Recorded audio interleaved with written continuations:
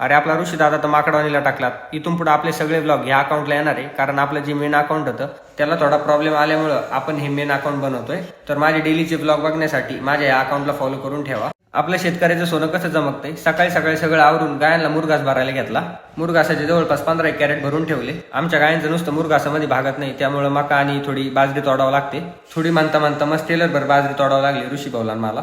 त्यात आपल्या ऋषी दादाने नाही का चारा बांधण्यासाठी जे जावं होतं ना ते घरीच विसरलं होतं. मग त्यांना म्हटलं लटका आता माकडावानी. व्हिडिओ काढताना त्यांच्या मनात मस्त शिवाय येत असतील, पण मग काय करावं आता त्याला.